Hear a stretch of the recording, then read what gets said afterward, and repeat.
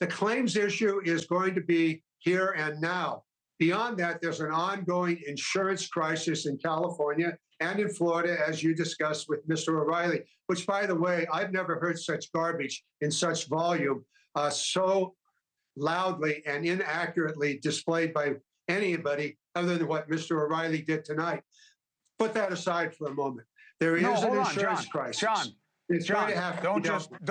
John, don't just take a smack at him. What did he say that you disagree with? I'd rather get back to insurance. The fact of the matter is it's not a progressive policy. The Santa Ana winds have been in California for thousands upon perhaps 10,000 years. What's happened is we have built cities in areas that have always burned from the mountains to the ocean. And what we have seen today is the last 2 days is the results of the annual Santa Ana winds picking up a fire that some spark somewhere and roaring down the mountains right through a village, right through a community, and stopping at Malibu, the ocean. It'll only stop when the wind dies down or there's nothing left to burn. So that's the reality of what has happened here. Now, but how do we deal with the insurance crisis going forward? It's not. I'll talk to you about the insurance. I'll talk to you about the insurance.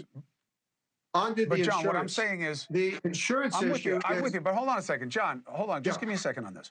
Sure. Why is it wrong to pose a criticism that, yeah, you're right about the Santa Ana winds, of course. You're right about the burdens of development, of course, and the geography, of course. But that's why it's about what policies do you use to manage the risk that you can, and how do you deal with the fuel. And California has been known to favor the environmentalists over people who want to be more aggressive with how they deal with protecting against fires.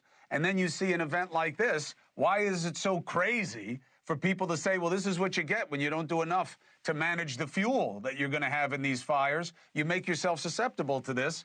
And if you were more aggressive, pushing back with the environmentalists, you might be in a better position. Let's get to the facts here.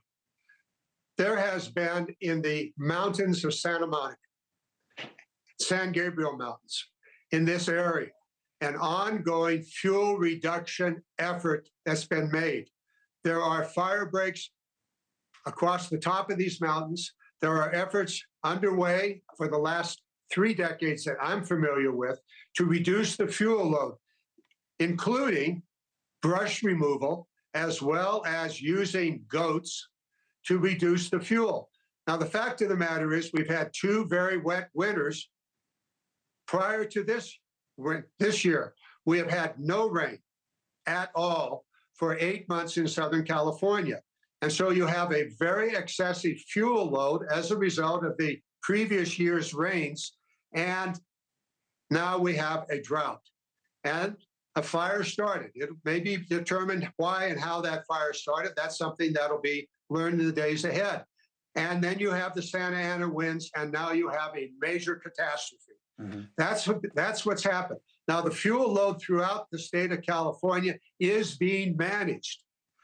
About 7 years ago, working with the representative from Idaho, we wrote a law that changed the way in which the National Forest Service manages its money. It now has 2 accounts. One account is fire management, which previously consumed nearly all of the money that the Forest Service had. And a lot of this land that is burned in Southern California today is U.S. Forest Service land. There was a second pot of money that we created that is for forest management. That's been in operation for the last 6 years now. And that has resulted in fuel reduction programs throughout the national forest and in state areas. Hey, thanks for watching. Go to joinnn.com to find NewsNation on your screen. And don't forget, click the red subscribe button below to get more of NewsNation's fact-driven, unbiased coverage.